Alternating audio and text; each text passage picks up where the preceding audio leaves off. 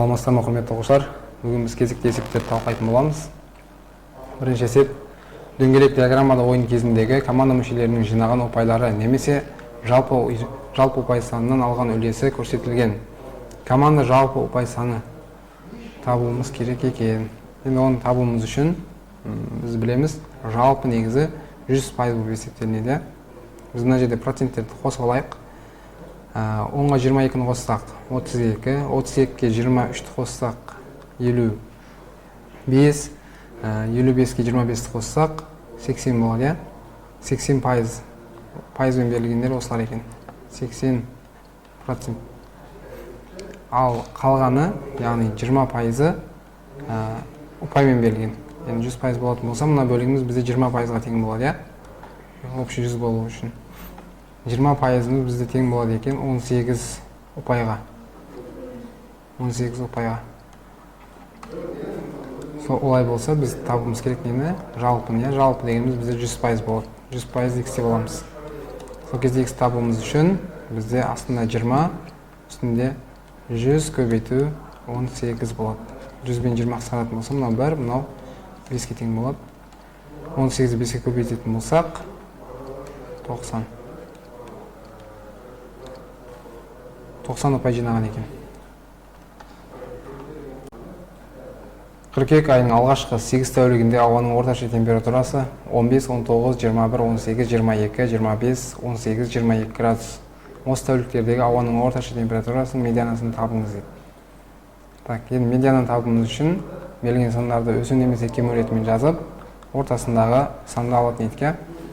Олай болса, бірінші өсу ретімен жазып алайық. Ең кішісі ішінде 15 екен, 15, сосын 18, тағы да 18, одан кейін 19, 19-дан кейін бізде 21 бар екен, 21, 22,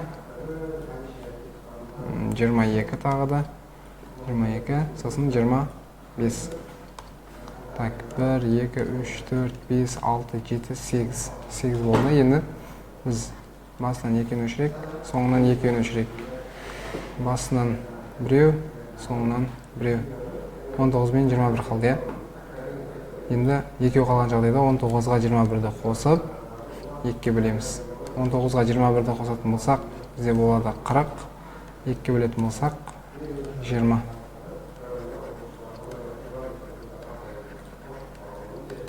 Медианасы 20-ға тең болады екен. Келесі есеп: ішкі өлшемдері 60, 80, 100 см болатын тіктөртбұрышты параллелепипед пішінді мұздатқышқа қара 20 см болатын текше тәрізді жәшіктегі балмұздақтар салынды. Мұздатқышқа ең көп дегенде неше жәшік балмұздақ салуға болатынын анықтаңыз дейді. Оны анықтау үшін бірінші біз мұздатқыштың көлемін табуымыз керек. Көлем табу формасы параллелепипедтікі А көбейту Б көбейту С, яғни енінің ұзындығын бойын біріне көбейтеміз. Мұздатқыш деп қояйық. Оны табуымыз үшін 60 көбейту 80 көбейту 100 болады. Alt жерде 8-іміз бізде 48, соңында 3, 4, 0 бар. 1, 2, 3, 4, 0 бар. 480 мың. Сосын, енді қораптың жәшіктің көлемін табамыз. Ол бізде текше дейді, куб. Оның көлемін табу формасы қалай еді? А куб, барлық қырлар бір-біріне тең. Сонда 20-ның кубын аламыз. 20-ның 2-ның кубы бізде 8, соңына 3-0 қосып жібереміз. 8000.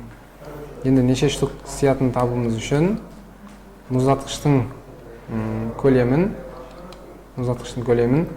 жәшіктің көлеміне бөлеміз. 480 мыңды бөлеміз 8 мыңға. Мұнаң 3-0 мен мұнаң 3-0 қысқарса, 488-ге бөлетін болсақ, 60 штук жәшік сияр екен. Келесі есеп: 2А бөлінген 4Б тең 8 теңдігі орын алу үшін А мен Б-ның мүмкін болатын мәндерін табыңыз дейді. Енді олар табуымыз үшін біз мына қатынасты орындауымыз керек. 2А бөлінген 4Б тең 8-ге дейді. Бұл жерден 2 мен 4 қысқартып жіберсек, мынау 2, мынау 1 болады. Мына жерде А бөлінген 2 Б қалады, тең болады 8-ге. Бұл жерден Аның өзін табатын болсақ, А тең 2-ні 8-ге көбейтетін болсақ, 16 Б-ға тең болады.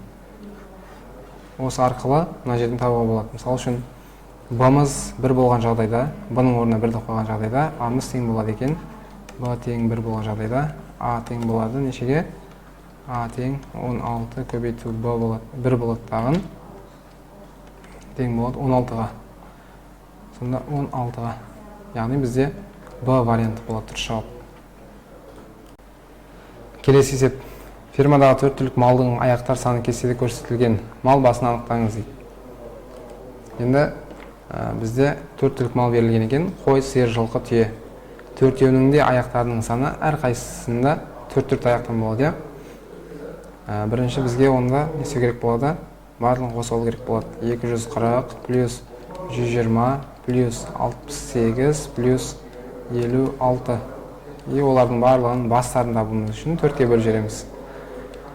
Сол кезде бастарын саны келіп шығады. Так, 240-қа 120 қоссақ 360, 360-ға 68 қоссақ 428, 428-ге 56-ын қоссақ 484 болады. Бөлеміз 4-ке. 4-тің ішінде 1 рет бар, 8-дің ішінде 2 рет бар, 4-тің ішінде 1 рет бар. 121 бас мал бар екен фермада. Так, келесі есеп. Суреттегі фигуралардан кездейсоқ алынған бір фигураның бес бұрыш болу ықтималдылығы дейді. Так, ықтималдылық, ықтималдылық табуымыз үшін негізгі формасын еске алайық, қолайлы жағдайды, яғни сұралғанды бөлеміз барлық жағдайға. Барлық берілген элементтер санына, Бізде барлығы неше екен? 5 элемент берілген. 1, 2, 3, 4, 5 элемент берілген. Оның ішінде бір фигураның 5 бұрыш болу ықтималдылығы дейді. Бізде олардың ішінде 5 бұрыштардың саны 1 штук екен, 1 штук. 5-тен 1. Немесе оны 10-дық бөлшекке айналдыратын болсақ, 0,2-ге тең болады. Суретте ауданы 104-ке тең болатын квадрат берілген. Боялған бөліктің ауданын табыңыз дейді. Так. Енді ауданы 104-ке тең болатын квадрат. Яғни мынаның общий ауданы 104-ке тең екен, Боялған бөліктің ауданын табымыз керек. Енді оны общий үлкен квадратты бізде бөлікті 1-3 бұрыштарға, 1, 2, 3, 4, 5, 6, 7, 8 бөлікке бөлікті. 8 бірдей бөлікке бөлген.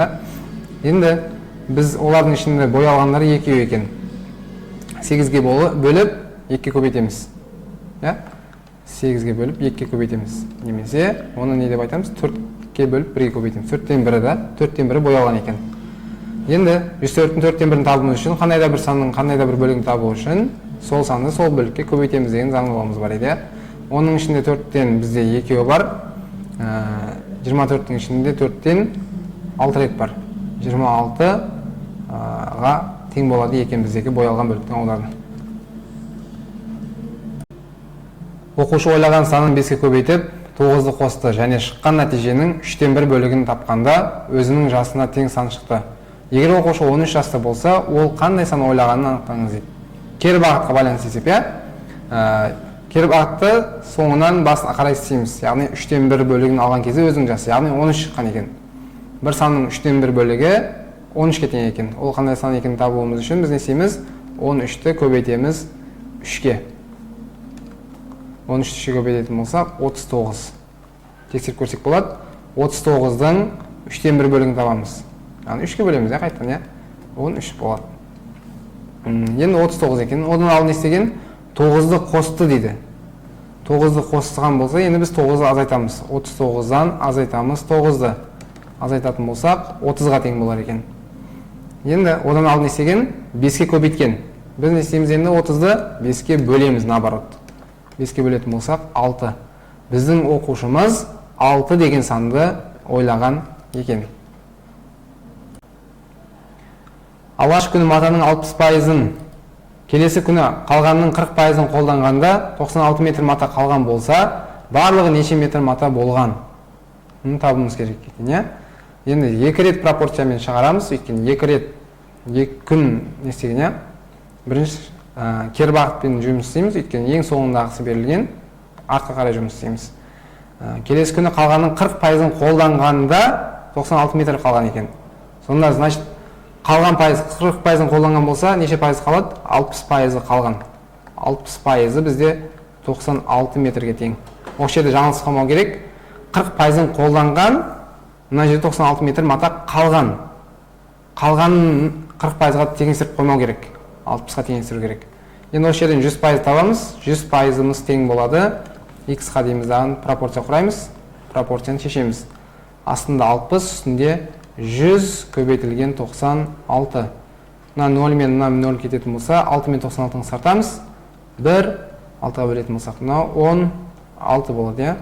16-ны 10-ға көбейтсек, 160 метр мата болған екен. Бірінші күні қолданғаннан кейін қалғаны 160 метр мата болған. 60%-ны қолданған болса, 40% қалады, тура бағанағындай.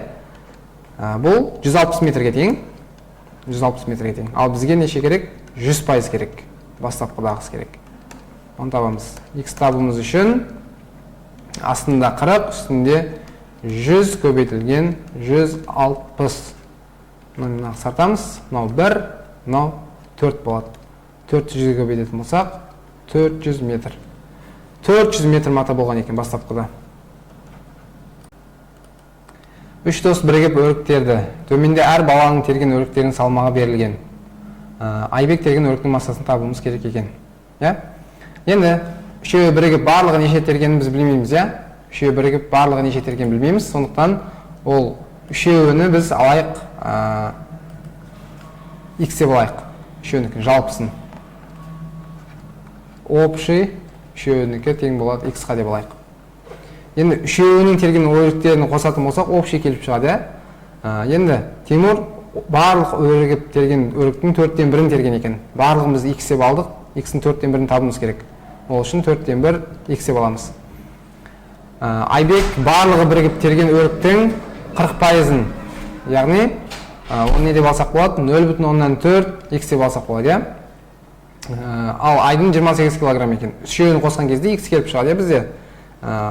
4-тен 1 X қосылған 0,4 X қосылған 28, бұл жалпыға тең болады, яғни X-қа. 4-тен 1 дегеніміз 0,125, 0,125-ке 0,4 қоссақ 0,165 X плюс 28 тең X деген жауап шығады. Енді бұл жерден 0,165 X мұна бетке минус өтетін болса, 0,135 X қалады, тең болады 28-ге. Мына жерден X табымыз үшін 0,135 мұна бетке бөліп өтеді. 28-ге бөлетін болсақ, 80 шығады. 80. Енді бұл жалпы. Ал бізден сұралған Айбектің тергенін. Айбектің тергенін табымыз үшін X-ті 0,4-ке көбейтер екенбіз. 0,4 көбейтілген 80. 80 0 мен мына жақта 0 қысат жіберсек болады. 4 жердегі 8-іміз бізде болады 32 килограммға. Яғни біздің Айбегіміз 32 килограмм өрік терген екен. Так, келесі есеп бізде. Келесі есеп жоқ екен. Назарларыңызға рахмет. Баршаңызға сәттілік.